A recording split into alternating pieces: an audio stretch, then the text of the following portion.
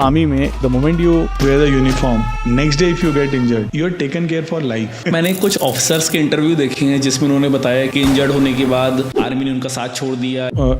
कि ऑफिसर्स में देखा जाता है कि मेंटली कितने ज़्यादा स्ट्रांग है, तो उनका फिजिकल भी जैसा जवान का फिजिकल होता है वैसा ही होता है। प्लानिंग, ऑर्गेनाइजिंग, टीम को कैसे लेके चल रहे हैं, लीडरशिप स्किल्स, जान माल की जिम्मेदारी उसके ऊपर है। तो एसएसबी की ट्रेनिंग में एग्जैक्टली क्या क्या प्रोसीजर होते हैं? मतलब रोहित, एसएसबी के ना दो पार्ट हैं। कुछ एंट्रीज होती हैं जो रिटर्न, कुछ एंट्री जो डायरेक्ट एंट्रीज हैं। जैसे सपोज करिए किसी ने 12th के बाद अग्निवीर ज्वाइन किया, अब जब वो मार्केट में जॉब के लिए आएगा तो किस बेसिस पे उसको जॉब मिलेगी? L to L, learn to live to learn. जो जवान या जो ऑफिसर्स जंग में इंजर्ड हो जाते हैं, जिनको गोली लग जाती है, आर्मी उनको कितना सपोर्ट करती है? Arm forces is huge, right. तो हमारे कुछ ऑपरेशनल एरियाज हैं, कश्मीर में डिप्लॉयड थे हाई एल्टीट्यूड में। रात के टाइम ना हमेशा 2 लोग ड्यूटी पे रहते हैं बड़ी पेयर में। तो मैं जब पोस्ट के पास आने लगा तो मैंने छोटी सी ना मोमबत्ती जलती हुई देखी। पास गया देखा तो मैंने जो उसका बड़ी पेयर था वो नीचे, he retired as an honorary captain, which is the highest a जवान can achieve.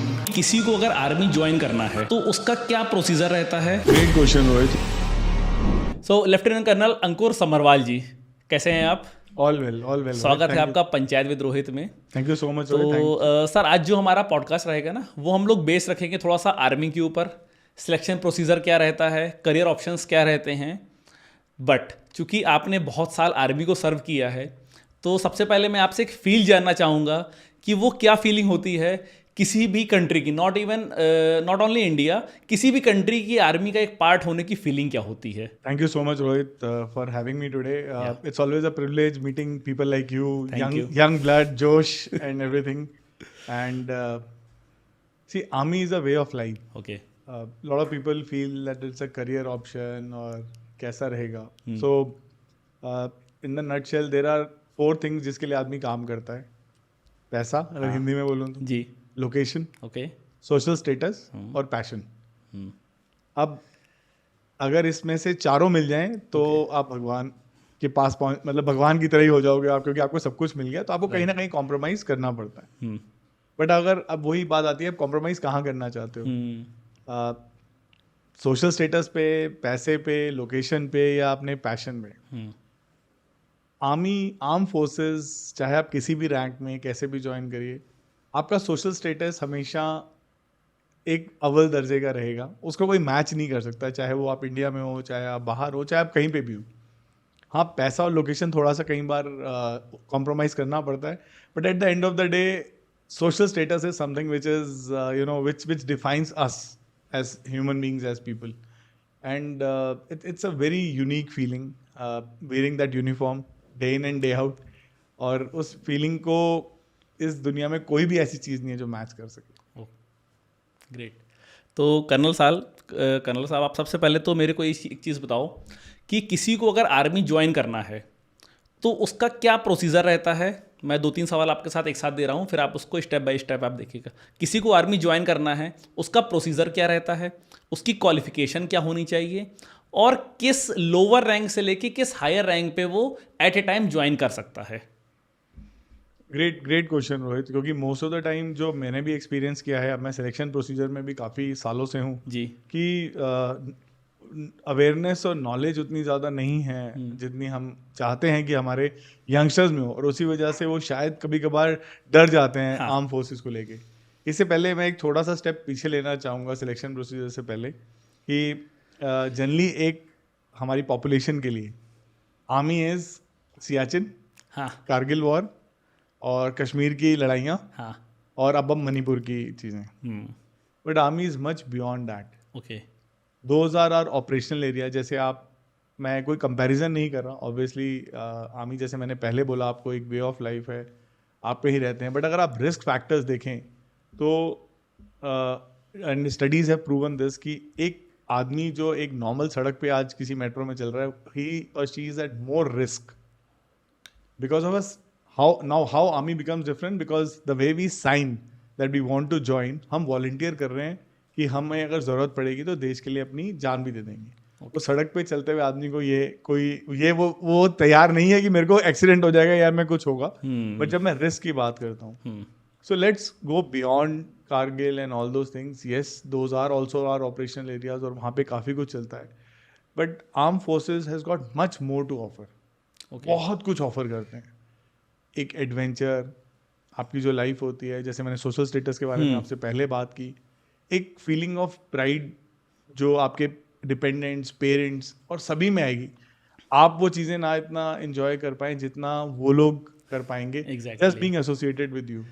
एक चीज़ मैं थोड़ा सा कट करूंगा आपको। अभी आपने बताया कि मतलब लो जो नॉर्मल इंसान है उनके लिए आर्मी केवल कारगिल और सियाचिन और मणिपुर, तो जो बॉर्डर्स हैं या फिर जो थोड़ा सा इस टाइप के एरियाज होते हैं, इसके अलावा भी आर्मी और इंडिया में रहती है? Absolutely, okay, absolutely. Army, see, army is the last line of defence कहीं पे भी। ओके, सो हमारा आर्मी का primary responsibility is safeguarding the country borders from external aggression, but हमारी सेकेंडरी रिस्पॉन्सिबिलिटीज भी हैं कि इंटरनल डिसऑर्डर्स से भी कभी कभार कुछ प्रॉब्लम आती है। जैसे आप लोग, आप हम, आई थिंक हम लोग शायद तब पैदा भी नहीं हुए थे, बट वो इमरजेंसी की लोग बात करते हैं, या लोग बात करते हैं जब कहीं राइट्स हो रहे होते हैं और फ्लैग मार्च की बात करते हैं, तो वो भी आर्मी की फ्लड रिलीफ की बात करते हैं, सिविल एडमिनिस्ट्रेशन की मदद की बात करते हैं। क्योंकि एक बार आर्मी आ जाती है उसके बाद जनरली लोगों को लगता है अब सब कुछ शॉर्टेड है, अब सॉर्टेड है, अब सब कुछ ठीक से ही होगा और सुचारू रूप से चलेगा।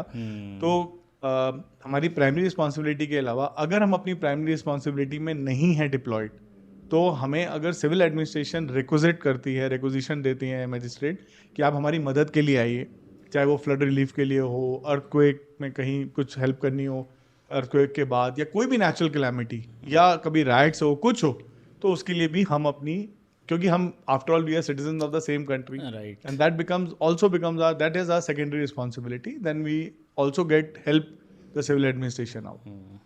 सो नाउ आज हमारे बॉर्डर एरियाज की बात करें तो हमारे पास कश्मीर में एक पहाड़ी इलाका है जो पूरा बॉर्डर एरियाज है, राजस्थान है जो डेजर्ट एरिया है, उसी के बाद नीचे चले जाइए तो केरला और ये जो कोस्ट लाइन है वो भी हमारा एक तरह से एक बॉर्डर ही है। तो हमारे कुछ ट्रूप्स वहाँ पे, कुछ ट्रूप्स वहाँ पे भी डिप्लॉयड रहते हैं, डिपेंडिंग ऑन कहाँ पे रिक्वायरमेंट ज़्यादा है उस तरीके से वो डिप्लॉयमेंट चेंज होती रहती है। ओके, आपने मेरे से पूछा सिलेक्शन प्रोसीजर के बारे में। Now there are almost double digit ways of joining armed forces as an officer, okay, almost double digit, around 15 से 20 के बीच में, ठीक है, that is as an officer only। ओह, क्योंकि आर्मी अभी जैसे हमारी आर्मी एक्सपैंड हो रही है technically, not man power wise हमारी सेकंड लार्जेस्ट आर्मी है इन द वर्ल्ड, बट अभी हम जैसे कम करने की कोशिश कर रहे हैं और टेक्निकली सुपीरियर होना चाह रहे हैं, तो obviously we need people who are more technically qualified, and there are two options. पहला ऑप्शन होता है कि आप वो बाहर से अपनी इंजीनियरिंग करें या कोई उस तरह की डिग्रीज लें और उसके बाद आए। सेकेंडली हम उसको वहाँ अपने पास भी करवाते हैं, so that qualifications and criterias become different. So that is as far as the officer rank is concern. Okay, below officer rank, now you must have heard Agniveer schemes आई हैं और अलग अलग तरह की स्कीम्स जो आई हैं, यस, तो उसमें आप एज अ जवान आप ज्वाइन कर सकते हैं। एंड देन डायरेक्ट जेसीओज की एंट्री भी होती है, जूनियर कमीशन ऑफिसर्स की, जैसे हमारे रिलीजियस टीचर्स होते हैं या कोई स्पोर्ट्स कोटे में जाते हैं या अलग तरीके से, और जो हमारे स्पेशली मेडिकल सर्विसेज में उसमें ज्वाइन कर सकते हैं। ओके, इसकी डिटेल नॉलेज के लिए रोहित मैं रिक्वेस्ट करूंगा, क्योंकि हमारी जो क्राइटेरियाज हैं डिपेंडिंग ऑन की different kind of factors, right, हमारी डायरेक्टर जनरल रिक्रूटिंग की साइट है, उस पे जाके एक बार क्राइटेरिया जरूर देख वो लीजिए। साइट आप बता सकते हैं? हाँ, it is, I will just send you the link. Okay, okay, हाँ, आप लिंक आप शेयर करिएगा, आप वो comment में लिंक मैं डिस्क्रिप्शन में डालूंगा, तो किसी को भी अगर उसके बारे में थोड़ा डिटेल जानना है तो वो उस पर देख सकता है। अब आते हैं प्रोसीजर के ऊपर। ठीक है, तो प्रोसीजर में भी जवानों की एंट्री या पर्सन्स बिलो ऑफिसर रैंक की एंट्री के लिए तो नॉर्मल हम फिजिकल एक्यूमेंट पे ज़्यादा जोर देते हैं। ओके, अगेन ये डिपेंड करेगा रोहित, जैसे इन्फेंट्री रेजिमेंट है या आर्टिलरी रेजिमेंट है, आर्मर्ड रेजिमेंट है, जो फाइटिंग आर्म्स है हमारे, या हमारे इलेक्ट्रिकल एंड मैकेनिकल इंजीनियर्स है या मेडिकल सर्विसेज, सबका थोड़ा सा अलग रहता है, but mostly we focus more on their physical empowers. Okay, now as officers we focus slightly more on the top floor, right, because that is why जो हमारा प्रोसीजर रहता है, it is suppose to be the toughest in the world. You may feel कि sir इतना क्या मुश्किल होगा इस चीज के बारे में। इट्स अ 5 day इंटरव्यू, कहीं पे भी पूरी दुनिया में 5 दिन का इंटरव्यू कहीं नहीं चलता। 5 days, it is a 5 day interview. और इंटरव्यू लेता कौन है? तो इंटरव्यू कौन लेता है उससे पहले मैं आपको थोड़ा सा पीछे लेके जाता हूँ। ये बताता हूँ कि इंटरव्यू में हम देखते क्या है। हाँ, एग्जैक्टली। तो मान लेते हैं कि आपकी पर्सनैलिटी एक प्रिज्म है, और एक प्रिज्म के अंदर हम जब व्हाइट लाइट को बम्बार्ड करते हैं उसका हम रिफ्रैक्शन पैटर्न आगे देखते हैं। अब मान लेते हैं इस वाइट लाइट की जगह, वाइट लाइट में 7 कलर्स होते हैं, हम सबको पता है, वॉयलेट टू रेड। मान लेते हैं इस लाइट में 15 कलर्स हैं, ओके, और ये मेरा अपना एक पेटेंटेड तरीका है समझाने का, कोई Right. भी अगर पूछता है राइट, कि अगर वो 15 कलर्स हैं हमारी officer like qualities, layman terms में बात करें, integrity, loyalty, determination, courage, intelligence, practical intelligence, social adaptability और वो सारी चीज़। ओके, अब हमने बम्बार्ड किया और उसका एक रिफ्रैक्शन पैटर्न निकला, कोई ज़्यादा है, कोई कम है, कोई कुछ है और कैसा है। उस पैटर्न को हम 3 लेवल्स ऑफ पर्सनैलिटी पे देखते हैं। ओके, कॉन्शियस लेवल, यानी कि जैसे मैं अभी आपसे बात कर रहा हूँ। सब conscious level, body languages, expression, में बोल कुछ रहा हूँ, और इसका हमारे हिंदी सीरियल्स आपको बहुत अच्छा उदाहरण दे सकते हैं कि बोलना कुछ चाह रही है सास बहू से और निकलता कुछ है, कि वो मतलब कुछ और होता है, और जो हम Right. लोगों की आंखों में देखते हैं, अरे अरे यही है जो गलत बात बोल रही। और तीसरा है अनकॉन्शियस लेवल, कि अगर मैं अभी आपको सुला दूं और तब आपसे कुछ सवाल पूछने शुरू करूं जो आपकी बिल्कुल लेटेंट मेमोरी में छुपे होंगे, वो सवाल जो जवाब देंगे, तो वो अनकॉन्शियस लेवल हो गया। Okay, so conscious, subconscious and unconscious level. और उसका रीज़न बड़ा सिंपल है कि भारत माता की जय, वंदे मातरम, ये 26 जनवरी 15 अगस्त पे तो हम सारे करते हैं, बट जब गोली चलेगी तो वो कैसे बिहेव करेगा या करेगी, वो देखने के लिए हमें देखना है कि तीनों लेवल पे सेम है ये पर्सन। ओके, इसका अगर रोहित तीनों लेवल पे एक कॉन्ग्रुएंस या एक सम्मेलन होता है, तभी हम उसको सिलेक्ट करते हैं as an officer in the arm forces. Okay, So in the nutshell, this is the complication of the process. Now, to go with this, या, the same person who is checking at the conscious level cannot go to the subconscious or unconscious part, क्योंकि उसकी training, उसके test, उसकी battery, उसके तरीके, उसके tools अलग होंगे। तो 3 लोग तो ये हो गए, जो आपको इंटरव्यूइंग ऑफिसर, साइकोलॉजिस्ट और एक ग्रुप टेस्टिंग ऑफिसर यानी कि बॉडी लैंग्वेजेस वाला, जो कि मैं था in the selection oh process. Great, so ये 3 लोग सिलेक्ट करते हैं, और उसके बाद एक चौथा तरीका होता है, जो हम इन तीनों का जो मिश्रण जिसको मैं बोल रहा था आपको, उसमें हम सभी एक साथ बैठते हैं। उससे पहले हम कोई डिस्कशन नहीं होता कि ये कौन है, कैसा है, रोहित कैसा है, अंकुर कैसा है, कोई बात नहीं करता। ये कॉन्फिडेंशियलिटी और ट्रांसपेरेंसी के लिए, चाहे हम अपने घरों में एक दूसरे के घर जाएं, दिवाली होली कोई फंक्शन हो, बट कार्डिनल सिन माना जाता है इसको, एक घोर पाप माना जाता है अगर आप किसी भी कैंडिडेट के बारे में बात कर रहे हैं तो, क्योंकि ये कॉन्फिडेंशियलिटी इस लेवल की रहती है। क्योंकि आफ्टर ऑल आर्म फोर्सेस, जैसे मैंने आपको बोला, वे ऑफ लाइफ है, बट जिम्मेदारियां बहुत ज़्यादा हैं ऑफिसर्स के सर पे।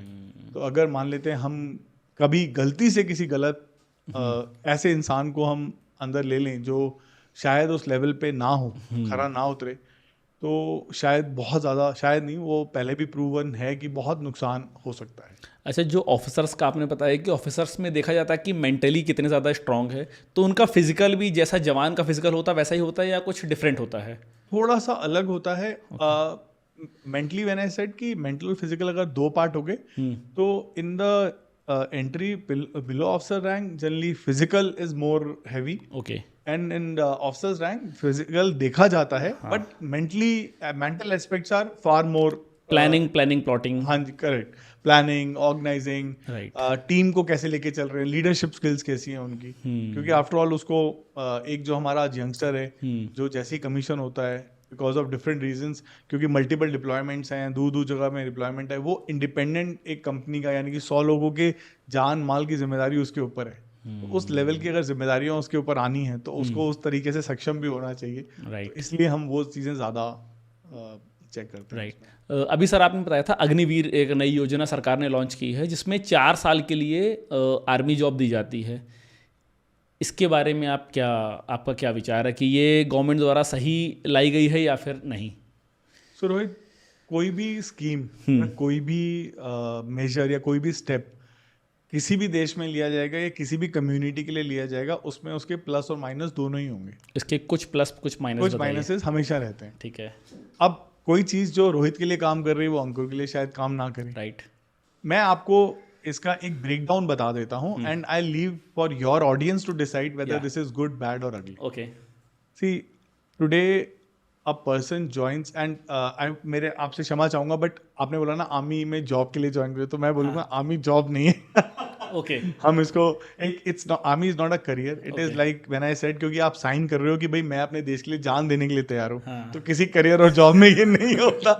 Sorry, pardon me with this. या श्योर। तो आप अब देखिए, इसको हम थोड़ा सा ब्रेक डाउन इस तरीके से देखते हैं। आप एक यंगस्टर हैं, आपने अपनी 12th पास की, आपने आपको एक रेप्यूटेड, डिसेंट और एक सिक्योर और सोशली सुपीरियर आप देखते हैं। यही सबका सपना होता है राइट। कि भाई मैं अपने माँ बाप को एक प्राउड फील कराऊं, एक बिल्कुल। मतलब उनको लगे कि, और एक एट द सेम टाइम मैं ये भी चाहूंगा कि मेरे पास, मैं पैसा भी कमाना शुरू करूं, मैं इंडिपेंडेंट हूं। कोई भी खुदगर्ज गैरतमंद आदमी, यही आदमी औरत जो भी है, वो यही सोचता है कि मैं कैसे इंडिपेंडेंट होकर अपने पेरेंट्स की हेल्प कर सकूं, चाहे वो आकाश अंबानी हो, चाहे वो रोहित हो, चाहे वो अंकुर सभरवाल हो, सबके मन में यही चीज रहता है।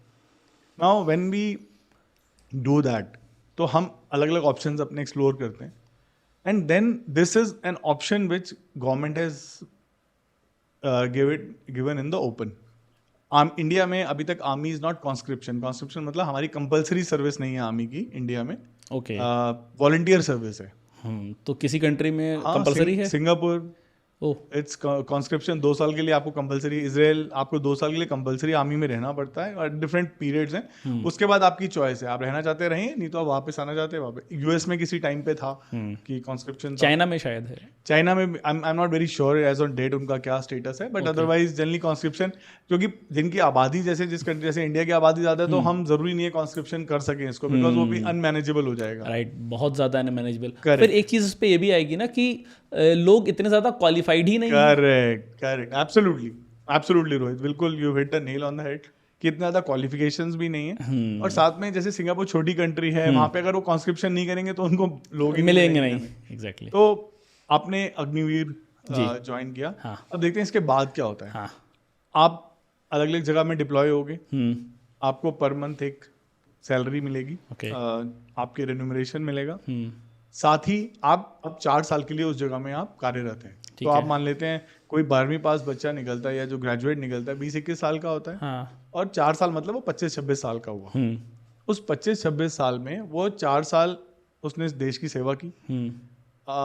इसके 2 फायदे हैं। मैं पहले इंटेंजिबल बेनिफिट की बात करूंगा। ठीक है। आप देखिए उसकी पूरी जिंदगी, उसका डिसिप्लिन, उसका रूटीन, उसका हेल्थ, उसकी लाइफस्टाइल, उसकी सोच, because he is now been in the elite of the elite. Right. उसके बाद वो डिसाइड करता है, या फॉर सम रीजन मेरिट में नहीं आ पाता, एंड गवर्नमेंट डिसाइड्स कि नहीं, अब आपकी services are no longer required. Okay. मैंने आपको पहले ही बताया, देखिए रिस्क तो हर एक प्रोफेशन में होता है। आप आर्म फोर्सेज में आप वॉलंटियर कर रहे हो, आप नॉर्मल कोई भी काम कर रहे हो, उसमें भी आपको रिस्क तो है ही है। अब उसके बाद वो आर्म फोर्सेज से बाहर निकलता है 4 साल बाद। He is given a corpus by the government. Right. उस 4 साल में वो जहाँ पे है, उसका रहना, खाना, पीना, मेडिकल सब फ्री है। Obviously he is saving a lot of money there. Obviously. तो वो 25-26 साल का जो बच्चा है, अगर उसके हाथ में आज 20 लाख रुपए आप रख दीजिए और बोलिए अब तूने जो करना है कर, now one can only imagine the kind of opportunities that India has, कि वो क्या क्या कर सकता है। Secondly, the moment he steps out, he or she steps out, hopefully she also in future, the moment he or she steps out, he is seen at a very different level by outsiders. अब मान लेते हैं एक है जो अग्निवीर नहीं था और एक अग्निवीर है। आज वो आपके पास भी अगर आपके जॉब के लिए आएगा या आपके बोलेगा कि मैं आपके साथ काम करना चाहता हूं, तो आप आंख बंद करके जो अग्निवीर सर्व करके आए 4 साल, उसको पिक करोगे। राइट। क्योंकि आपको पता है कि यार ये, और मुझे खैर इसको डिफाइन करने की जरूरत नहीं है, मतलब आई थिंक इट्स ऑब्वियस कि दोनों की पर्सनालिटी में बहुत मेजर डिफरेंस होगा। तो अब आप देखिए कि 26 साल में आज जो लोग 30-35 साल 40 साल तक यही डिसाइड नहीं कर पाते क्या करना है, किस प्रोफेशन में जाना है, किस लाइन को चूज करें, आज वो 26 साल में उसके पास इतना है कि वो अपना एक एंटरप्राइज शुरू कर सकता है, अपने आप को अपस्किल कर सकता है, किसी के पास जाएगा जॉब के लिए, उसको प्रेफरेंसेस मिलेंगी वहाँ पे। So this is how I look at Agniveer in this manner, but this is again a personal opinion. I know there are different people and different opinions, yes, but this is how I look at it. Okay. And sorry, I'll just add something here. Yeah, sure. I left armed forces after 21 years in army. Okay. I would have still served for another 15 years. Till the time मेरी superannuation की as आती, Okay. तो मैं तब तक सर्व कर सकता था। 15-16 साल में और रहता आर्म फोर्सेज में। वो एज के हिसाब से और रैंक के हिसाब से आप रिटायर होते हो। But I decided to step out. So when I stepped out, I was given a decent, I received a very very decent package in the sense जो हमारी gratuity है, package in the sense gratuity, leave encashment, हमारी commutation. Now that empowered me to explore new horizons. I am sitting in front of today. आपके सामने मैं आज शायद नहीं बैठा होता. राइट. आज मैं अगर आर्म फोर्सेज में होता. Right. और आज हम जब अपना एंटरप्राइज या चीज़ों के बारे में बात कर रहे हैं, जैसे हम जो अभी कर रहे थे थोड़ी देर पहले, जी. कि I could start my own enterprise, I could do so many things just because I decided at some point of time that I left out and I had that financial stability कि नहीं मैं बाहर निकल सकता. But मेरा इस पे एक पॉइंट है. सपोज करी किसी ने 12th के बाद अग्निवीर ज्वाइन किया. अब 12th के बाद जब अग्निवीर उसने ज्वाइन किया, 4 साल उसने वहाँ सर्व किया, अब उसके पास कोई टेक्निकल डिग्री नहीं है. तो जब वो बाहर मार्केट में आएगा जॉब के लिए, क्योंकि वो 4 साल के बाद तो कंटिन्यू नहीं होगा, अब जब वो मार्केट में जॉब के लिए आएगा तो किस बेसिस पे उसको जॉब मिलेगी? Fantastic. Rohit, again a beautiful question that you have asked. इस यहीं पर ना मैं आपको एक अपने हैशटैग के बारे में बताना चाहता हूँ. Yes. L2L2L, learn to live to learn. Okay. मैं ये मानता हूँ कि जानवरों और इंसानों में ना, चलिए मैं आपसे ही पूछता हूँ, सबसे बड़ा फर्क क्या है जानवरों और इंसानों में? जानवर केवल अपने लिए सोच सकता है, इंसान दूसरों के लिए भी सोच सकता है. सेकंड थिंग, ये तो पॉजिटिव था, नेगेटिव बता देता हूँ. जितना जानवर किसी दूसरे को नुकसान नहीं पहुंचा सकता, उतने से ज़्यादा इंसान पहुंचा सकता है.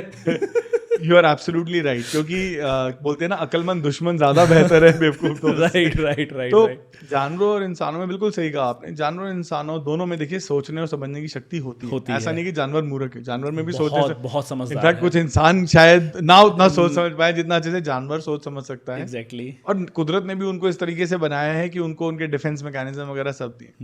बट जानवर जो आपने पहले बोला, वो सिर्फ अपने लिए सोचता है. राइट. आज मान लेते हैं हमारे घर में इतने पेट्स हैं, हम सबने, हमारे पास पेट्स होते हैं. Right. और उनको हम लोग बोलते हैं भाई इनको बांध लो, हमारे. हाँ. सॉरी, हम थोड़ा सा डिविएट कर रहे हैं. I just want to right. No issue. तो अब हम उसको 2 टाइम का खाना देते हैं और हम अपने साथ सुलाते हैं, सब कुछ करते हैं बढ़िया. हम रॉयल कैनन और सब कुछ ना लाके उनके लिए करते हैं. राइट.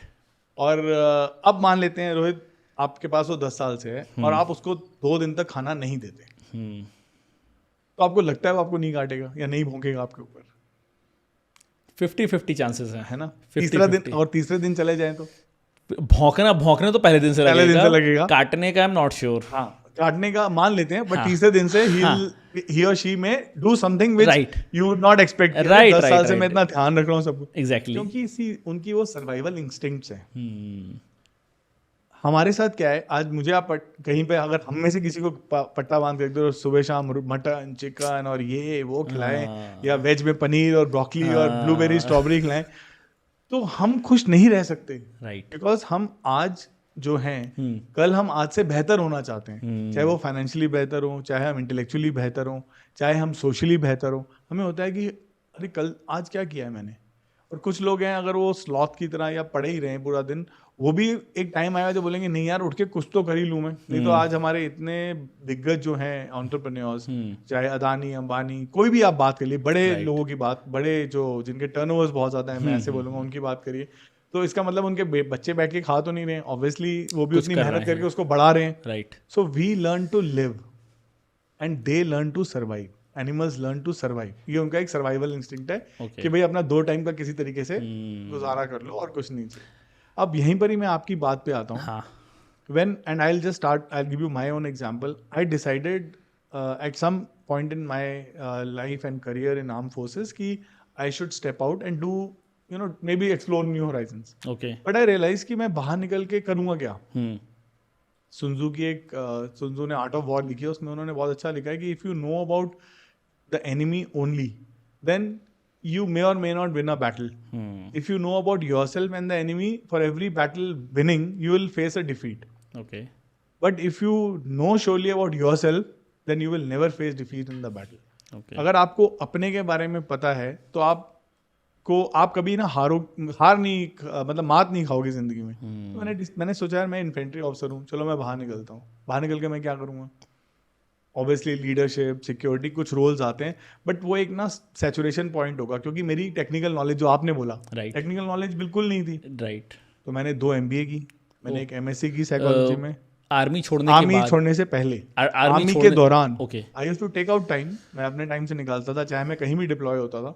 मैंने 2 MBA की, मैंने MSc की, 16-17 सर्टिफिकेशंस किए, lean six sigma, ISO 9000, whatever certification you can say in a different vertical जो ज़रूरत पड़ सकती है वो किए मैंने, ताकि जब मैं बाहर निकलने का मेरा टाइम आया तो मेरे पास सारे औजार थे. लाइक आई से knowledge is part, that is the best tool that you can have. तो आपने ये प्लान किया था कि मैं इस टाइम पे आर्मी छोड़ दूंगा? मैंने ये प्लान किया था रोहित कि मैं 20 इयर्स, जब मैंने जिस भी टाइम पे डिसीजन लिया, around 5-6 years before I could complete my mandatory service of pension, I decided that I wanted to leave because of my own personal reasons. I had decided कि let me step out and explore more things. And तो वो मेरे पास 6 साल का time था, उसमें मैं ये सारी चीज़ें करता गया. तो अभी आते हैं आपके सवाल पे. हाँ. कि टेक्निकली तो वो सुपीरियर नहीं है. सी आर्म फोर्सेस में, अब मैं आपको, सॉरी मैं इसके बाद दोबारा आपको आर्म फोर्सेस हाँ, तरफ ले जा रहा बिल्कुल हूँ. लेके जाइए. मेरा एक जवान था, हम लोग कश्मीर में डिप्लॉयड थे, हाई एल्टीट्यूड में. तो हाई एल्टीट्यूड में क्या होता है, जैसे मान लेते हैं आपकी तरफ से दुश्मन आ रहा है और हम यहाँ पे हैं, मेरी ये पोस्ट थी पहाड़ी के ऊपर, और यहाँ पे हमारी पोस्ट ऐसे बैरिकेड जो सिक्योरिटी पोस्ट लगी होती है दुश्मन को देख. रात के टाइम ना हमेशा 2 लोग ड्यूटी पे रहते हैं बड़ी पेयर में. तो दिन के टाइम एक या 2 दिन के टाइम चले जाता है, बट रात को तो 2 कंपलसरी है ही है कि रहेंगे. ओके. तो मैंने देखा कि और हम रात को ऑफिसर्स सोते नहीं हैं. ऑफिसर्स तो सिक्योर, मतलब पूरी रात, क्योंकि जवान हमारे बाहर होते हैं, तो ऑफिसर की तो मॉरल रिस्पॉन्सिबिलिटी है 2 घंटे इधर 2 घंटे इधर, थोड़ा हौसला अफजाई के लिए और उन चीज़ों की. एग्जैक्टली. तो मैं जब पोस्ट के पास आने लगा तो मैंने एक छोटी सी ना मोमबत्ती जलती हुई देखी. अब वो मोमबत्ती मेरी तरफ मुझे नजर आ रही थी, तो आई कुड सी. ऑब्वियसली वहां से तो नजर नहीं आएगी. एंड आई सॉ कि आदमी खड़ा है पोस्ट पे, वो अपना मतलब वो तैनात खड़ा हुआ है. नीचे वो मोमबत्ती जल रही थी ओह.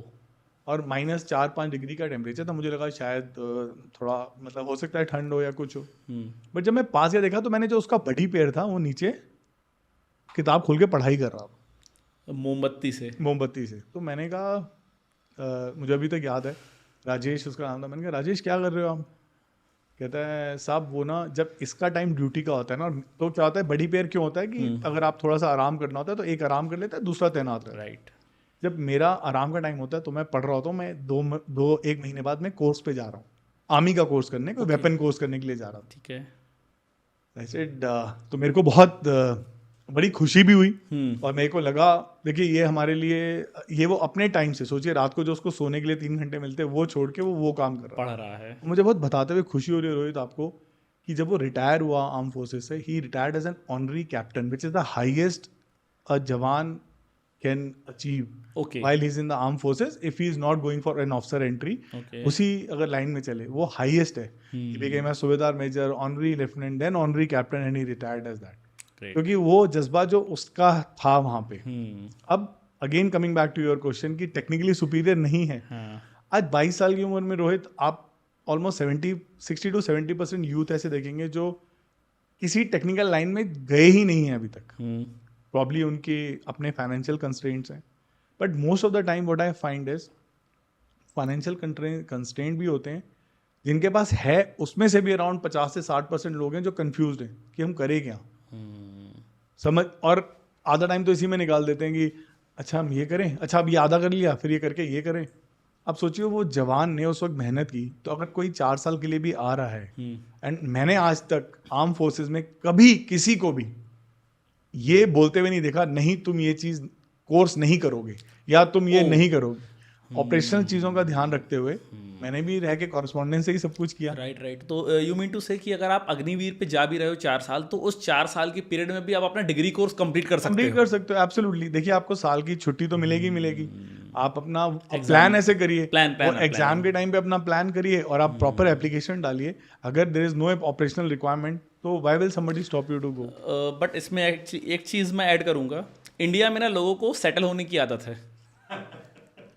दे वांट कि मतलब सरकारी नौकरी, अरे यार एक बार मिल गई 4 साल बाद निकाल देंगे बच्चे को.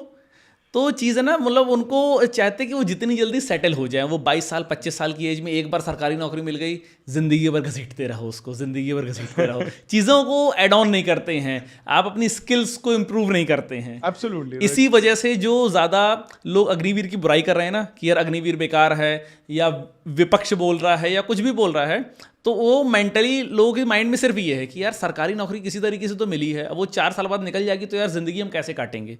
अब आप रोहित देखिए, कुछ लोग अभी डिपोर्ट होके आए हैं यूएस से, हमने अभी सबने देखा, right, and obviously it is a surprise to lot Yes, of us, क्योंकि ये yes. पहली बार इस तरीके से चीज़ें हुई हाईलाइट थी। होके आए हैं। हम्म। और आप सोचिए उन्होंने कितने कितने पैसे, 40 लाख, 50 लाख, नहीं तो 60 सर एक लाख। चीज़ मेरे को बताओ, आप तो इस फील्ड में हो, मैं तो सिविलियन हूँ, मुझे ज़्यादा आइडिया नहीं है।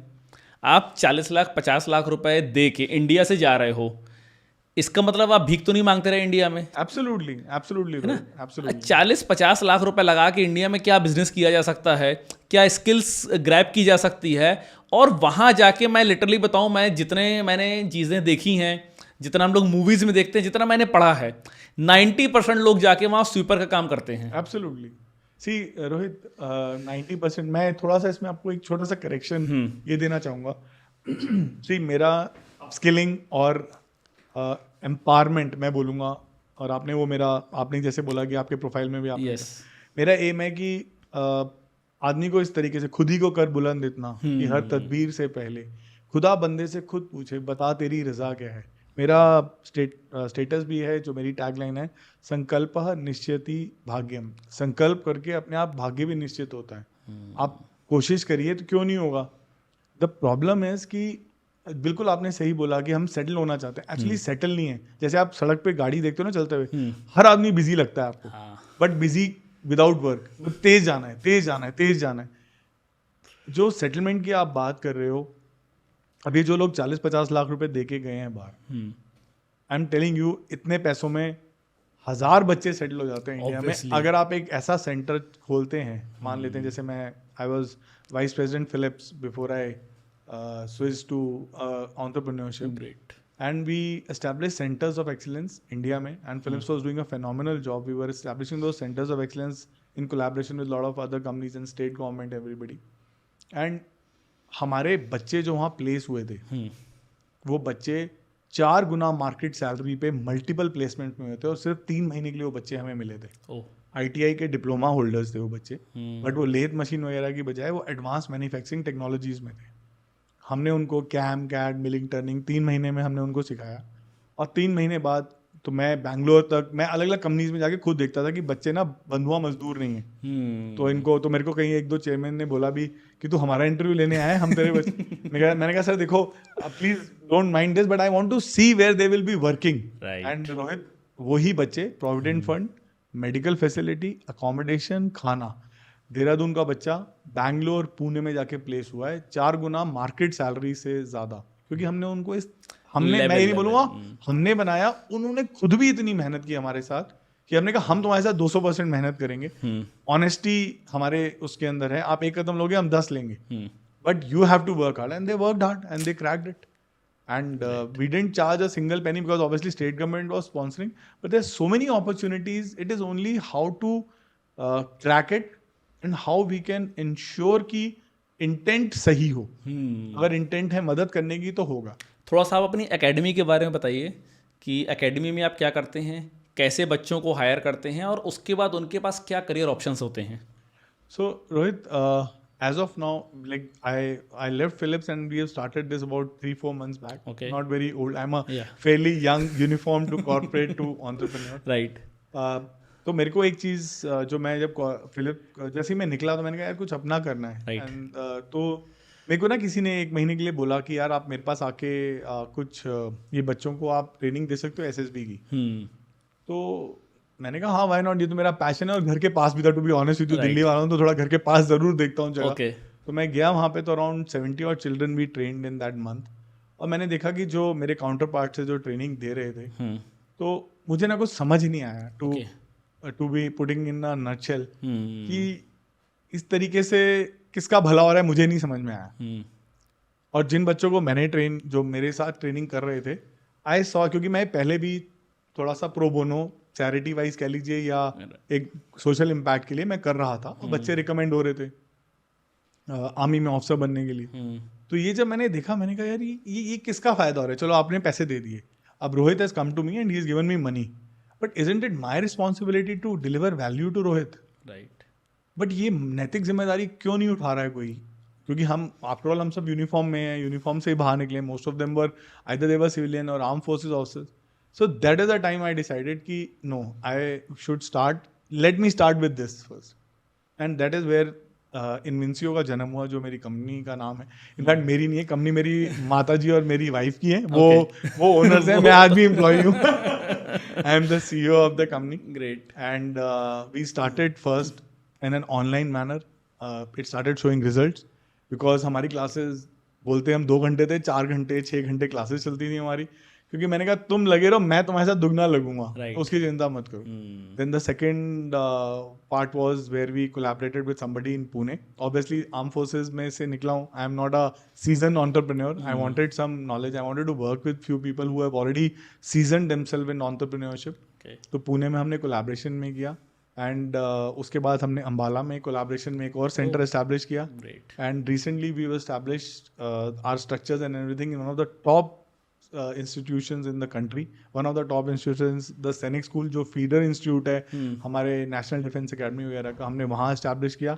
And Rohit, it is amazing to share this information with you कि हमारे अलग अलग सेंटर से इन दिस जनवरी अलोन 12 बच्चे, क्यों अभी तो पहली शुरुआत है, पहला बैच था, 12 बच्चे रिकमेंड होके now they will be becoming officers in the arm forces. कितने सेंटर्स हो गए हैं आपके टोटल? अभी हमारे मतलब सेंटर ऐसे कोलैबोरेशन में 2 है और एक जगह हमने कोलैबोरेशन सेंटर्स की बात कर रहा 2 हूँ। हैं हमारे, पुणे में और अंबाला में। पुणे और अंबाला इन 4 months, इन 3 months। इन 3 months। और आप बोलो कि आप एंटरप्रेन्योर नहीं हो। नहीं रोहित, मैं आपको ना इसका मैं आपको बताता हूँ कि मेरे को how my wife asks me question, owner asks me the question, ठीक है। तो हम जब ये सैनिक स्कूल का जो मैं आपको बता रहा हूँ, हमारा इनके साथ एक प्रोग्राम था, इन्होंने हमें इनवाइट किया कि 7 दिन की आप ट्रेनिंग दो। ओके। तब तक मुझे ये नहीं पता था ये बच्चे ऑलरेडी ना एक टॉप इंस्टीट्यूट से ट्रेनिंग लेके आ चुके हैं। Oh, I was not aware. Okay. तो हमारा 28 नवंबर को ये प्रोग्राम शुरू होना था। अब तो एक सर थे जो पास में थे, तो हम इसमें 3 लोग, जैसे मैंने आपको बताया, होते हैं। तो वो 2 लोगों का था, तीसरा जो इंडिविजुअल थे, जो साइकोलॉजिस्ट थे, वो मौजूद थे वहाँ पे। तो मैं हो गया और एक इंटरव्यूइंग ऑफिसर हो गए। प्लस रोहित, मैंने बहुत कॉलेजेस और कॉर्पोरेट में कम्युनिकेशन और अलग तरह की ट्रेनिंग दी है, तो मेरा जो प्रोग्राम है वो थोड़ा सा अलग है। मैं खाली इंडिविजुअली बच्चे को ब्रीफ, तीनों असेसर नहीं करते, उसके बाद मैं ओवरऑल डीब्रीफिंग करता हूँ बच्चे की, उनके कम्युनिकेशन एस्पेक्ट, लीडरशिप, पर्सनैलिटी, उन चीज़ों के बारे में जो मुझे समझ में आता है। मेरी टीम में 2 साइंटिस्ट भी हैं जो साइकोलॉजिस्ट 30 साल से साइकोलॉजिस्ट रहे हैं। Great. We got a very decent team now. So sir का एकदम कॉल आया 26 तारीख को कि यार मेरे ना घर में प्रॉब्लम हो गई है, my son is got admitted, तो मैं नहीं पहुंच सकता। ओके।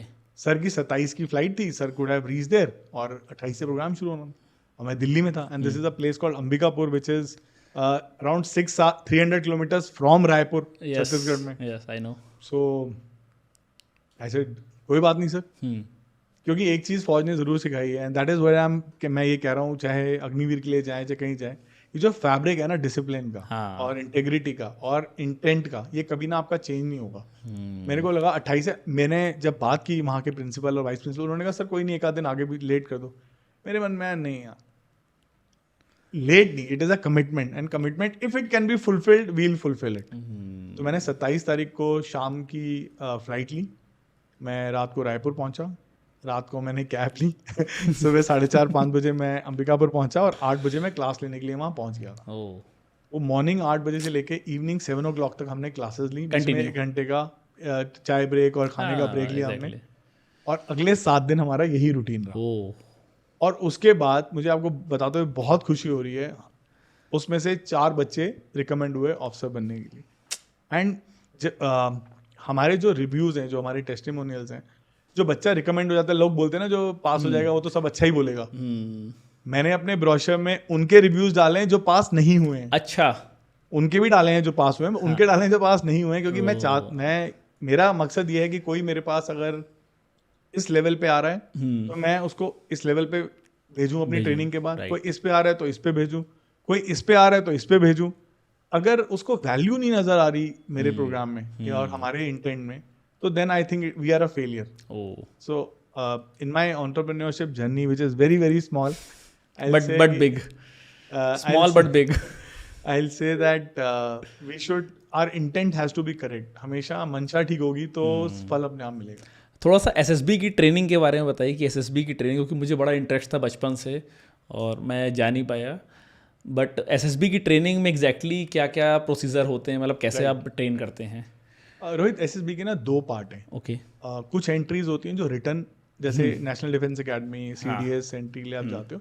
कुछ एंट्री है जो डायरेक्ट एंट्रीज हैं, जैसे आपको कुछ सर्टिफिकेशन लाइक एनसीसी का सर्टिफिकेट लेना है और कई जगह में आपने इंजीनियरिंग कर ली, तो अगर आपकी परसेंटेज मैच कर रही है तो आप अप्लाई कर सकते हो। ठीक है। मैं हमेशा, मेरा मानना ये है कि एसएसबी की ट्रेनिंग, आप एसएसबी को एक मदर ट्रेनिंग की तरह देखिए, क्योंकि मैंने आपको बताया इतनी डिटेल में पर्सनालिटी की प्रोफाइलिंग होती है। एसएसबी विल ऑलवेज बी एक इंटरव्यू है जिंदगी में। आप भगवान करे आप 10 इंटरव्यू और देंगे उसके बाद, जैसे मैंने भी तो कॉर्पोरेट में इंटरव्यूज दिए, हर जगह दी। राइट। तो मैंने उसको एक अपना मॉडल बनाया है एसएसबी का, जो कि एक मदर ट्रेनिंग है। उसके बाद मैंने अपनी उसमें साइकोमेट्रिक अपने बनाए हुए हमारे टेस्ट और वो सब भी डाले। आपको जल्दी से जल्दी शुरू करना चाहिए। अब मेरे पास बच्चे आते हैं जो 9th में, 10th में, 11th में, तो लोग बोलते हैं 12th के बाद ही तो करना है। मैं कहता हूँ नहीं, क्योंकि रिटर्न तो आपको, वो तो पेपर पेन हो गया, वो आपकी एब्स्ट्रैक्ट इंटेलिजेंस होगी, वो तो आपको कोई भी पढ़ा के करा सकता है। मेन है जो आपका इंटरव्यू पार्ट है, क्योंकि वो पर्सनालिटी का टेस्ट है। आज हमारे बच्चे मोस्ट ऑफ द टाइम, जो आज कोविड के बाद भी सोशल स्किल्स और उन चीज़ों में बहुत लैक करते हैं, और कम्युनिकेशन स्किल्स सबसे ज़्यादा। अब आप और मैं जब लेमैन की तरह बात करेंगे या हम समझते हैं, तो कम्युनिकेशन स्किल्स से हमें लगता है अंग्रेजी अच्छी होनी चाहिए। एक कॉमन बिलीफ है इंडिया में जो परसेप्शन है। करेक्ट। नहीं, हर जगह यही परसेप्शन है कि बोली अच्छी, वो जो लोकल लैंग्वेज अच्छी, मतलब एक सुपीरियर लैंग्वेज हम मानते, आज भी मान के चलते हैं इंग्लिश। इंडिया में इंग्लिश इसलिए एक कॉमन लैंग्वेज ज़्यादा निकल के आई है रोहित, बिकॉज हमारी कंट्री में इतनी लैंग्वेज और इतने डायलेक्ट हैं। आज हमारा जो लाइक मैं इसमें आपको थोड़ा सा डिबेट करके बताना चाहूँगा कि आज हमारे ऑफिसर्स में कोई ना कम्युनिटी चेक नहीं होता कि भाई बिहार का जरूरी नहीं है कि बिहार रेजिमेंट में ही जाएगा। ओके। बिहार का मद्रास रेजिमेंट में भी जा सकता है। अच्छा, मुझे लगा कि वो मतलब उसके हिसाब से ही नाम रखे गए हैं कि पंजाब रेजिडेंट, क्योंकि जैसे हमारे जवान उस जगह के होते हैं। अच्छा, जवान उस जगह। हमारे जो कैचमेंट एरिया है, जो हमारे मेन का, जो उनका कैचमेंट एरिया उस जगह का है, और अब धीरे धीरे वो भी ऑल इंडिया होता जा रहा है। ओके। अब मान लेते हैं एक मणिपुर का बच्चा है जो एक ऑफिसर बनने के लिए आया और वो ऑफिसर बन गया, और वो मद्रास रेजिमेंट में चला गया। अब सोचिए उसकी हिंदी उनको समझ नहीं आएगी और उनकी English is common language, is a common platform की आप कम्युनिकेट कर सकते हैं। ऑल्दो हम बहुत एनकरेज करते हैं अपने ऑफिसर्स को, यंगस्टर्स को, कि जो लोकल लैंग्वेज है, जैसे मैंने काफ़ी भोजपुरी सीखी, कश्मीर में गया तो कश्मीरी सीखी थोड़ी बहुत, नागालैंड में गया थोड़ी बहुत नागालैंड सीखी, कांगो में पोस्टिंग गया तो वहाँ पे सुहाइली सीखी, ताकि हम कम्युनिकेट कर सकें जवानों से भी और बाहर सिविलियन से भी, जो हमारे जिनके साथ हमारी इंटरेक्शन होती है। अब कम्युनिकेशन स्किल में लैंग्वेज के बाद क्या आता है? कब बोलना है, क्या बोलना है, कैसे बोलना है, क्यों बोलना है, और उस बोलने का असर क्या होगा। तो आपके शब्द तो एक कंटेंट हो गया ना, बस आपकी बॉडी लैंग्वेज, आपके एक्सप्रेशन, आपके जेस्चर, आपके टोन, आपके टेनर। अरे मारूंगा, अरे मारेगा यार, देख रहे हो आप कितना फर्क आ गया। अब यही इंटरव्यू में जब बच्चा कम्युनिकेट कर रहा होता है, उसमें most of the task are group task, कि ग्रुप डिस्कशन में किस तरीके से, अरे बोलने नहीं दे रहा, अरे फिश मार्केट बना रखी, अरे इस तरीके, तो कैसे कम्युनिकेट करना है, उस टाइम पे कैसे बोलें, क्या बोलें, कितना बोलना है, कब बोलना है। अब मेरे पास काफ़ी बच्चे आते हैं जो काफ़ी इंटेलिजेंट, जब मैं बोलूँगा बुकिश नॉलेज बहुत है, मतलब बुकिश नॉलेज, राइट। तो वो शुरू होते हैं ग्रुप डिस्कशन में, चल रहे जाते हैं, फिर मुझे उनको बताना पड़ता है कि दोस्त इतना नहीं करना है। आपको दूसरों को भी इनकरेज करना है, दूसरों को मौका देना है। तो अरे सर, हम तो नौकरी के लिए इंटरव्यू के लिए आए हैं, हम क्यों करें ऐसा। तो मेरी जो हमारा इथॉस है, रोहित की पर्सनालिटी अलग है, अंकुर की पर्सनालिटी अलग है। लोग क्या करते हैं जनरली, जो मैंने देखा है, रोहित को ये बताएंगे आप एसएसबी के लिए जा रहे हो, अच्छा ठीक है, ये करना, ये करना, ये करना, ये करना। और रोहित, ये एक घोर अपराध है, मैं बोलता हूँ। क्यों? क्योंकि बुमराह सक्सेसफुल बॉलर है। हाँ है। कुंबले भी सक्सेसफुल बॉलर था, राइट। दोनों का स्टांस अलग है। हाँ। एक स्पिनर है और एक फास्ट बॉलर है। आज आप कोई भी 2 आदमी उठा लीजिए, हस्बैंड वाइफ भी, 50 साल शादी के बाद भी, क्या वो पर्सनालिटी सेम होती है? नो। आर्म फोर्सेस में क्या 2 ऑफिसर्स की पर्सनालिटी हमेशा सेम होगी? नेवर। तो we are suppose to align the personality to the requirement, not force the requirement on the personality. तू ये कर, क्योंकि क्या होगा आप देखिए, मैं आज बोलता हूँ रोहित तेरे को कब बोलना अच्छा लगता है ग्रुप डिस्कशन में, तो बोलेगा सर मैं तो जोश टाइप इनिशिएटिव टाइप हूँ, मैं पहले बोलूंगा। हाँ। अब क्या होगा, पहले बोलेगा, बोल दिया, तो वो सर कटे मुर्गे की तरह कई बार हो जाता है। नॉलेज कम है तो वो जैसे कॉन्टेक्स्ट हाँ वो जैसे फड़फड़ाता घूमता ना इधर, आपने देखा होगा सर कटा मुर्गा, तो वो इधर उधर घूमता रहेगा। अब यही मैं बोलता हूँ रोहित, तेरा नॉलेज बेस जिस हिसाब से है इसको तो हम बढ़ा ही रहे हैं, साथ ही तू ऐसे बोल, इस तरीके से करके देख। अब रोहित ने वो 10 बार 15 बार किया, बोला सर ये तो ज़्यादा अच्छा है। And that is where I think Invincio is creating a difference, because I align the personality to the requirement.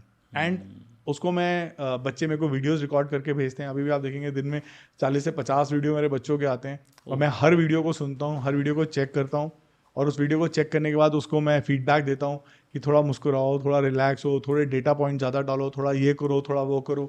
तो जब मैं उसको इतने फीडबैक देता हूँ तो वो फिर वो क्या होता है, वो करत करत अभ्यास वाली बात होती है फिर वो करते करते करते होता है। क्योंकि क्या होगा इसमें, जैसे मैंने आपको बोला रोहित तू पहले नहीं बोलेगा, अब क्या होगा रोहित एक बार तो सुन लेगा, बट जैसे ही वहाँ बैठेगा थोड़ा स्ट्रेस आएगा, एनवायरमेंट का स्ट्रेस, ग्रुप का स्ट्रेस, रोहित टूटेगा। जैसे ही रोहित टूटा, जो हमारे असेसर्स हैं वो इस हिसाब से हम लोगों को इस हिसाब से ट्रेनिंग होती है कि पर्सनालिटी में कंसिस्टेंसी होनी चाहिए। इट कैन नॉट बी कि अभी मैं ये कर रहा हूँ तो मतलब एक गोली चलेगी तो ये करेगा, दूसरी गोली चलेगी तो वो करेगा, वो नहीं हो सकता। आर्म फोर्सेस के लिए किसी बच्चे को तैयारी किस एज से शुरू कर देनी चाहिए? रोहित, मैं ना अभी थोड़े दिन पहले, मेरा बेटा अभी 11 में है, वो भी कोचिंग ले रहा है, ट्रेनिंग ले रहा है, मेंटरशिप ले रहा है, ठीक है। इसके लिए। तो मैं वहाँ उसके बाद गया तो मैंने एक बहुत छोटा बच्चा देखा, एक इंस्टीट्यूट से बाहर आता हुआ। मैंने कहा आप कौन सी क्लास में? वो कहता 6th स्टैंडर्ड में। 6th standard, okay. मैंने कहा, और उसी के साथ साथ ही तकरीबन मुझे कोई और सज्जन भी मिले, सर मेरे को ना बेटे को IAS की तैयारी करानी है, अभी 6th में है, मैंने उसको करंट अफेयर्स की तैयारी शुरू करा दी है, आप बताओ और क्या करें। मैंने कहा 6th स्टैंडर्ड में अगर आप अपने बच्चे को, मतलब फिर तो कोई डाउट ही नहीं है ना कि वो क्रैक कर पाएगा उसको। नहीं, बट मेरा इस पे ये कमेंट है कि आप इतनी छोटी एज में इतना बर्डन किसी बच्चे पे मत डालो कि वो मतलब आपके बर्डन नीचे दब के ख़त्म हो जाए। करेक्ट। सो मेरा यहीं पर ही एब्सोल्युटली रोहित, आपने बिल्कुल सही चीज़ बताई जी। आर्म फोर्सेस के लिए अगर आपने तैयारी, मैंने जैसे आपको बोला, आप आर्म फोर्सेस को एक बार पिन करके हम इधर रख देते हैं साइड में, ठीक, क्योंकि आपकी ज़िंदगी बहुत बड़ी है। Exactly. Armed forces is also one of the options if you are passionate towards it. Okay. There will be other things which will come. For profiling your personality, you should start say around 9th के end या 9th के exams के बाद, because क्योंकि या 10th, because 10th में ना आपको फिर सब्जेक्ट्स चूज करने हैं। तो मान लेते हैं आज माना हम एक प्रथा चली आ रही है, नंबर ज्यादा है साइंस ले लो, थोड़े कम आ रहे कॉमर्स ले लो, आर्ट्स, अरे तूने आर्ट्स ली, तूने ह्यूमैनिटीज ली, उसको आप तभी तोड़ पाओगे जब आपको पता होगा कि आपकी पर्सनालिटी किस चीज़ के लिए बनी है, किस चीज़ की, क्या आपकी स्ट्रेंथ्स हैं, क्या आपकी वीकनेसेस हैं। अब आजकल काफ़ी करियर काउंसलिंग, ऑनलाइन पेपर्स भी, एग्जाम्स हैं। मैं हमेशा बोलता हूँ कि online offline should complement, because आज मैं रोहित के बारे में एक पेपर पेन का खाली एक टेस्ट दिलवा दूँ 2 घंटे का, तो मैं जान जाऊंगा उसके बारे में सब कुछ। मैं 100 पेज की रिपोर्ट तो निकाल सकता हूँ, बट जब तक मैं रोहित से बात नहीं करूँगा, इंटरेक्ट नहीं करूँगा, मैं कुछ टेस्ट ऐसे नहीं दूंगा जो मैं फिजिकली रोहित को करते हुए देखूं। पेपर में तो मैं रोहित लिखेगा, मैं चांद तोड़ के ला दूंगा, बट ग्राउंड में क्या वो कर सकता है कि नहीं कर सकता। तो I always recommend you should start from 10th and, may be जब आपका, या 9th एंड, बिकॉज 10th में आप थोड़े बिजी हो जाते हो बोर्ड्स में, ताकि ना आप धीरे धीरे अपनी पर्सनैलिटी में वो बदलाव ला सको। और 11th-12th एक ऐसी एज होती है जब थोड़ा सा स्टडीज का प्रेशर तो ज़्यादा रहता ही है, थोड़े और करियर ऑप्शंस आते हैं, थोड़ा हम दूसरों की सुनने भी ज़्यादा लग जाते हैं कि यार अच्छा तू ये कर रहा है, मैं ये कर रहा हूँ और वो कर रहा हूँ। तो this is the age I think, and today I have children who come to me in 9th standard, 10th standard, 11th, जिन्होंने अभी NDA के बारे में सोचा भी नहीं होता। We are now training children who are going for becoming a pilot in IndiGo, we are training corporate professionals who are, because personality profiling है ना, जो यंग कॉर्पोरेट प्रोफेशनल्स हैं, कुछ हैं जो बच्चे जो कॉर्पोरेट में जाना चाह रहे हैं तो उनकी इंटरव्यू की प्रिपरेशन करा रहे हैं, कुछ बच्चे हैं जो कॉर्पोरेट में ऑलरेडी हैं, और बड़ा कई बार बच्चों की समझ से आगे ना बड़ा मज़ा आता है देख के ऐसे बच्चे। तो मैंने कहा आप क्या करना चाहते हो? कहते सर मैं ऑलरेडी काम कर रहा हूँ एक ABC कंपनी में, मल्टीनेशनल कंपनी में, मैं 1 साल बाद मैनेजमेंट के लिए जाऊँगा, और उसमें मेरी पर्सनैलिटी में मुझे बदलाव चाहिए होंगे। और वो किस एज ग्रुप का बच्चा है? 26-27 साल, मतलब he is a young person, but imagine उसने सोचा so clear about it. yes, कि मैं 1 साल बाद अप्लाई करूंगा क्योंकि अभी मेरे को शायद मेरी एज उतनी नहीं है और एक्सपीरियंस उतना नहीं है, तो मैं आपके पास इसलिए आया हूँ कि आप मुझे प्रोफाइलिंग करके पूरा बताओ मेरी स्ट्रेंथ वीकनेस और ये, और मैं कैसे, क्योंकि मैं करेक्टिव एक्सरसाइजेस भी देता हूँ, Okay. हम लोग देते हैं कि आप ऐसे ऐसे इंप्रूव कर सकते हो अपने कम्युनिकेशन स्किल्स और अपनी लीडरशिप स्किल्स और एम्पैथी और ये सब। तो कहता है सर फिर मैं 1 साल बाद इस लायक बन जाऊं कि मैं अप्लाई कर सकूं। Okay. I said, yeah, this is something which this is what I love, learn to live. तो he is now learned कि भाई मेरे को ये चीज करनी है Great. 1 साल बाद। तो कर्नल साहब आपने बहुत सारी चीज़ें बता दी कि मतलब आर्मी वालों का क्या मतलब पर्सनालिटी, उनका मेंटल लेवल, मेंटल प्रेशर कितना हैंडल कर सकते हैं। क्या चीज़ें हैं जो आर्मी पर्सन्स के लिए, आर्म फोर्सेस के लिए थोड़ा सा सही नहीं है? एज इन मैं ये जानना चाहूँगा कि आर्मी पर्सन और आर्म फोर्सेस पर्सन के ड्रॉबैक्स क्या हैं? रोहित, जैसे मैंने आपसे पहले बात की कि 4 चीज़ों के लिए हर आदमी, हर इंसान 4 चीज़ों के लिए काम करता है। तो ऑब्वियसली अगर हम बात करें लोकेशन की, क्योंकि Yes. आज देखिए रेन्यूमरेशन में मैं बोलूँगा कि काफ़ी कॉर्पोरेट से ज़्यादा तो हमारी जो आर्म फोर्सेस में नया लेफ्टिनेंट या नए जो भी हमारे even for that matter person below officer rank जो आ रहे हैं, for the same qualification if you see what they are, the kind of benefits and the advantages they get is very decent. Okay. I know the risks are very high that they take, but then we sign up for that.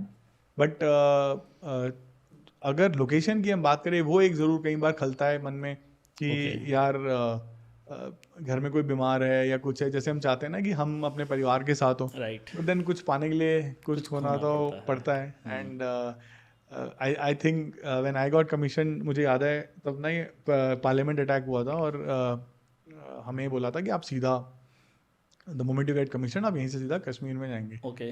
तो I picked up the phone and I told मैं, मतलब मैं सब अपने घर में बता रहे थे कि भाई हम घर नहीं आ रहे, तब लैंडलाइन होते थे, मोबाइल तब थे नहीं। तो my mother started crying on phone. तो मैंने उनको ये बोला, मैंने कहा आपने इसी के लिए तो मेरे को तैयार की, मतलब भेजा है, इसी के लिए तो मैं आया हूँ, और आया हम हूँ। मैंने कहा यही तो एक चीज़ है जो मैं करना चाहता हूँ। राइट। एंड व्हाट हैपेंड कि क्योंकि रोहित हमारी ट्रेनिंग इस तरीके से होती है ना, हमारे अंदर हमें वो खलता ही नहीं है जो आप कह रहे हो ना, कि जो एक डिसएडवांटेज जो हमें लगता है कि नहीं, और रिस्क है या ऑपरेशंस या लोकेशन की हम बात करें, क्योंकि ना मैं वापस आया लीव पे अपनी, और मुझे आए हुए 15 दिन हुए थे, और मुझे कमीशनिंग के मतलब मैं 4 या 5 महीने बाद आया था। पहली बार एक बार छुट्टी, मैंने कहा घर गया मैं, और मेरी दादी मुझे 7 दिन बाद बोलती, तू इतना क्या तड़प रहा है वापस जाने के लिए? मैंने कहा मेरे को ना मैं मिस कर रहा हूँ वो that part of my life, now it has become part of my life. Right. साल में हम 10 महीने अपने जवानों के साथ अपने यूनिट में बिताते हैं, हमारे उस कल्चर में बिताते हैं, तो लगता है अरे यार मैं कुछ मिस कर रहा हूँ। So yes, location is one thing which I will say कि शायद वो नहीं है, बट वो शायद क्या, वो तो that is I think that is a bargain that we have stuck. जो जवान या जो ऑफिसर्स जंग में इंजर्ड हो जाते हैं, जिनको गोली लग जाती है या उनके डिसेबल्ड हो जाते हैं, उनकी लाइफ कैसे आगे कटती है और आर्मी उनको कितना सपोर्ट करती है? Very very very pertinent and a very beautiful question Rohit, क्योंकि ये भी एक बहुत ज़्यादा पार्ट ऑफ लाइफ है ये आर्मी का। ये Absolutely, मतलब आर्म फोर्सेस, absolutely. आप आर्मी में है, नेवी में है, किसी भी फोर्सेस में हैं आप, तो इंजर्ड लाइफ भी एक पार्ट है सोल्जर्स के लिए। रोहित, मैं आपसे ये बोलूँगा कि देखिए, injuries are part of anybody's life. Yes, अब एग्जैक्टली। मैं आपसे एक छोटा सा सवाल पूछता हूँ। मान लेते हैं कि आपके पास एक एम्प्लॉई है, ओके। और वो आपके साथ सिर्फ 6 महीने से है या 3 महीने से, उसे भी कम कर दे, and he gets injured. Okay. तो आप उसके लिए मैक्सिमम ट्रीटमेंट कराओगे, थोड़ा ध्यान रखोगे, थोड़ा मे बी 3-4-6 महीने जब तक वो रिकवर नहीं होता तब तक आप उसको मे बी सैलरी वगैरह भी दोगे। राइट। बट अगर उसके बाद भी वो नहीं हो पाएगा, तो फिर आप फाइनली बोलोगे कि ठीक है, अब मतलब मैं उसके बियॉन्ड एक लिमिटेशन एक लिमिटेशन तक कर सकता हूँ। आपको पता है हमारे आर्मी में, if you the moment you wear the uniform, next day if you get injured, you are taken care for life, because and how do we do that, मैं आपको उसका भी एक तरीका बताता हूँ। देखिए, हमारे पास बहुत हमारे इस तरह के डिप्लॉयमेंट्स हैं, अपॉइंटमेंट्स हैं, क्योंकि army is huge, arm forces not army, arm forces is huge. Right. तो हमारे कुछ ऑपरेशनल एरियाज हैं, बट उन ऑपरेशनल एरियाज में भी हमारे एडमिनिस्ट्रेटिव रिक्वायरमेंट्स तो रहती हैं। हमारी रसद की सामग्री, हमारे ऑर्डिनेंस का सामान, हमारा सप्लाई चेन, सब कुछ रहता है। तो वो कौन मेंटेन करेगा? ओके। उसके लिए भी तो हमें हमें लोग चाहिए और हमारे को ऐसे लोग चाहिए जो एक्सपीरियंस्ड है ऑपरेशंस में, जो एक्सपीरियंस, क्योंकि आज मान लेते हैं रोहित ने मुझे कुछ प्रोवाइड करना है, मैं वहाँ पहाड़ी की चोटी पे बैठा हूँ, तो रोहित को देखा ही नहीं जब पहाड़ी की चोटी, तो रोहित वो क्या समझेगा कि मैं, so we take care of them in this manner, we give them little taking care of their physical और वट एवर लिमिटेशन, हम उस तरह की उनको डिप्लॉयमेंट्स देते हैं, चाहे वो ऑफिसर हो चाहे वो जवान हो। ओके, कोई भी सेम रैंक पे।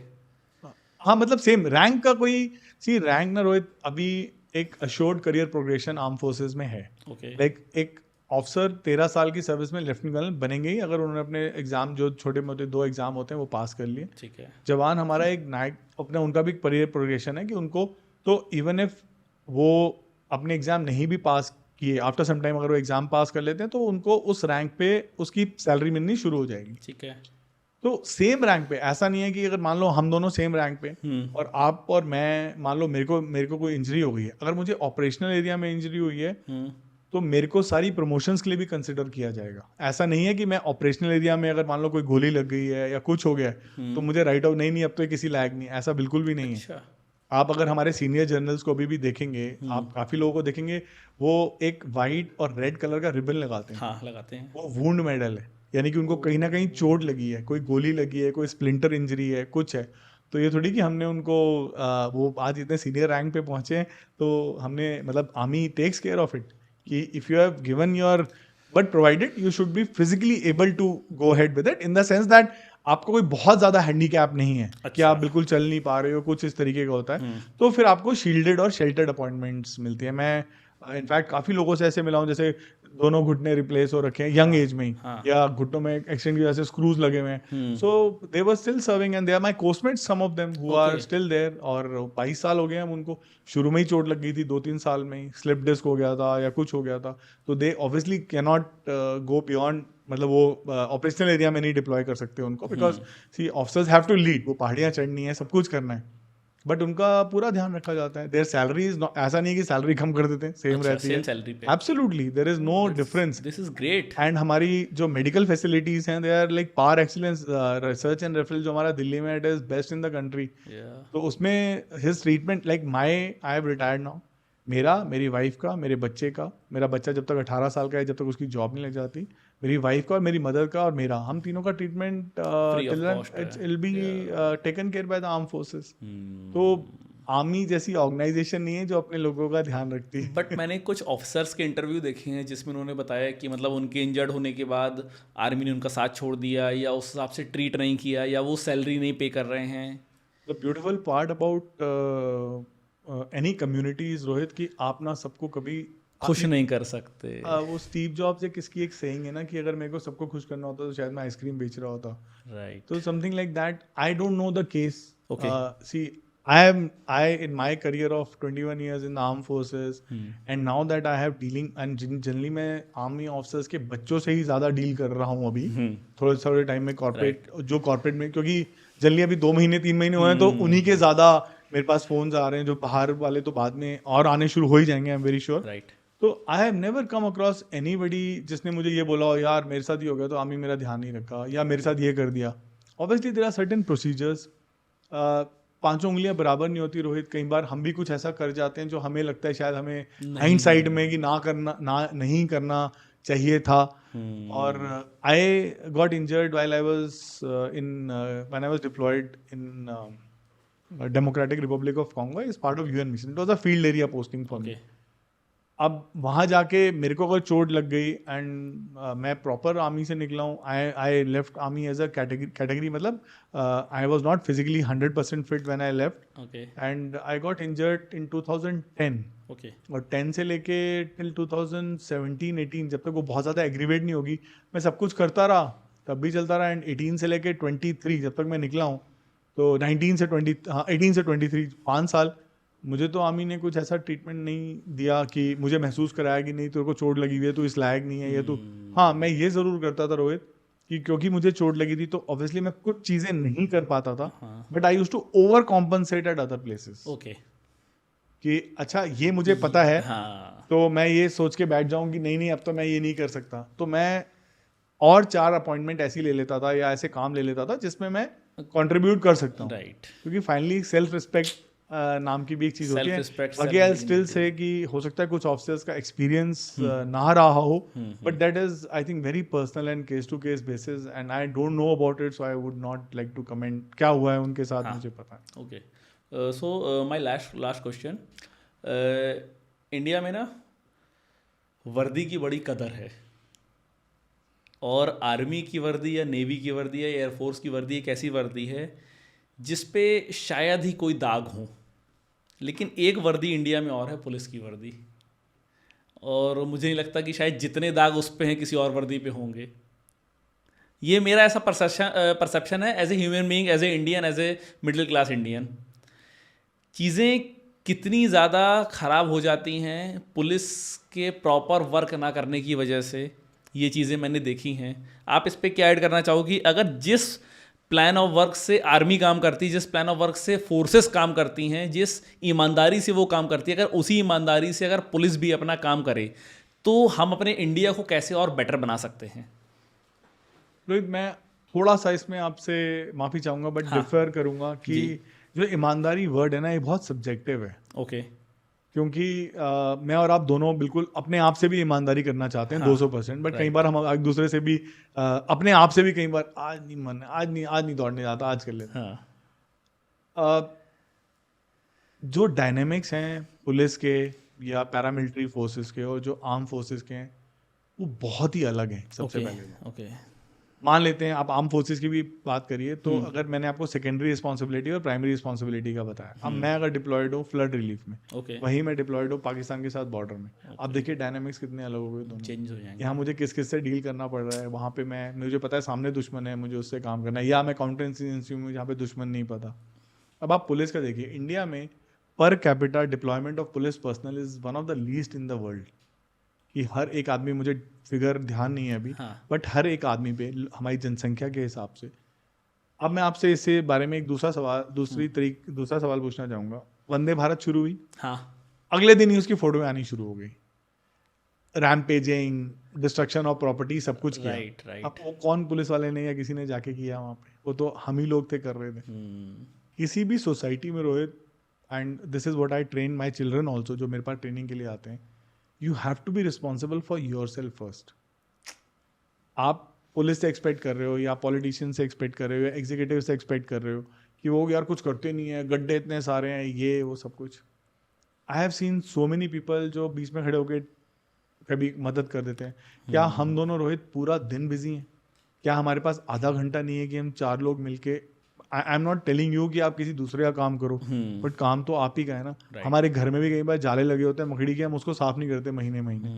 वो कोई मना तो करता नहीं है हमें कि आप नहीं तेरे घर में क्यों। जब कोई घर में आ रहा होता है तब हम सफाई शुरू करते हैं। राइट। मेरा सिर्फ इसमें यही मानना है रोहित कि मैं बहुत आर्मी, IPS, IAS ऑफिसर्स से और at every level I have interacted, and I have seen their other part also where they are so helpless at times. अब सोचिए, दो पुलिस वाले मान लेते हैं, 2 पुलिस वाले के डिप्लॉयड हैं और वहाँ पे 200 लोगों की या 250 लोगों की पॉपुलेशन है, एंड उनके साथ जो कुछ होता है, कई बार हाथापाई भी हमने देखी है, कई बार वीडियोस में आती है, सब कुछ आता है।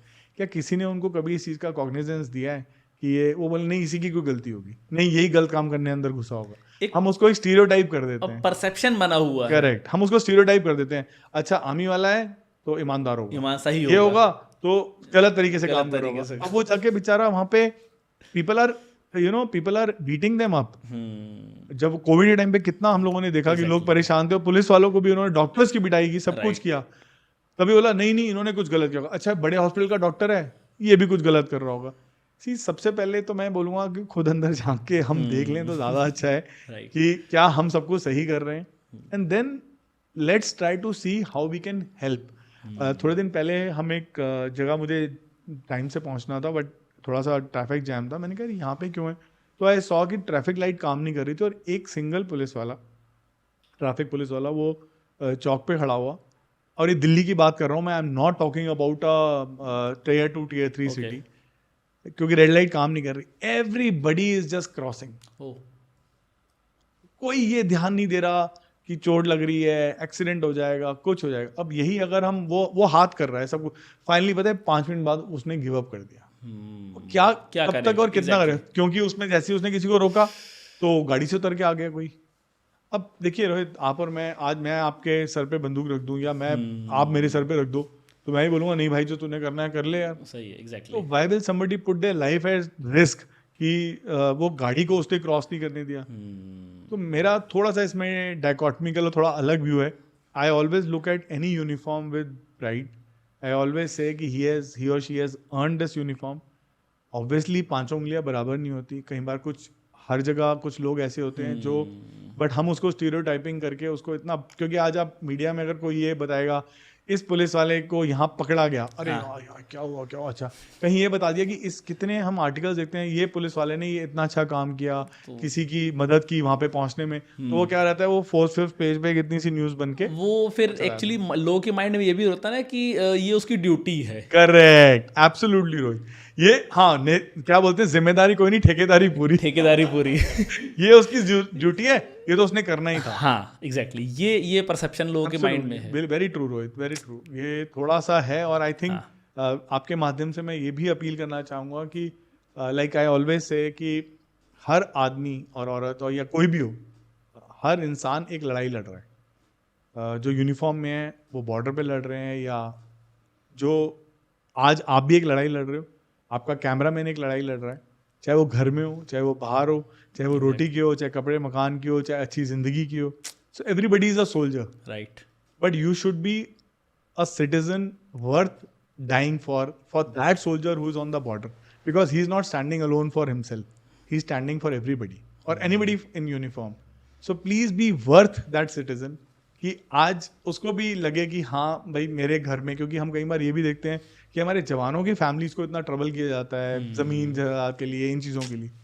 Please don't do such things, ये इट्स नॉट वर्थ इट। उसके लिए उसका मोराल उतना ही डाउन होता है। दिस इज द वे एक कॉमन आदमी कंट्रीब्यूट कर सकता है आपके जवान की हौसला अफजाई में। हर चीज आप इधर उधर पॉलिटिशियन सबसे एक्सपेक्ट मत करिए, आप खुद भी ये चीज कर सकते हैं। Great great great, thank you so much.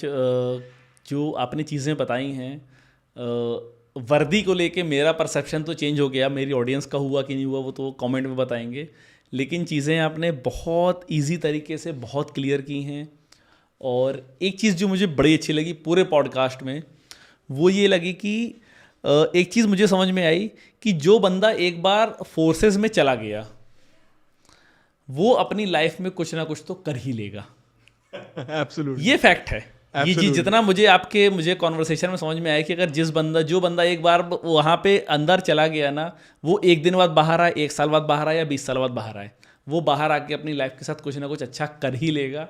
और मैं रिकमेंड करूँगा कि लोगों को अग्निवीर के लिए, जैसे जो चीज़ें आपने मुझे बताई ना, मैं पहले अगेंस्ट में था, सेम रीज़न कि भाई 4 साल बाद वो बंदा क्या करेगा। अब मुझे लग रहा है कि यार सबको करना चाहिए, और शायद मेरे पास तो मौका नहीं, लेकर मेरे पास मौका हो तो मैं खुद जाता अग्निवीर में, 4 साल बाद वो लाइफ एंजॉय करता, चीज़ें सीखता, और फिर आके हो सकता लाइफ में कुछ और बेटर करता। आई एम वेरी हैप्पी रोहित की आप पे, एटलीस्ट आप पे मैं वो एग्जैक्टली मुझे वो चीज़ें समझ में आई, मुझे मज़ा आया कॉन्वर्सेशन में।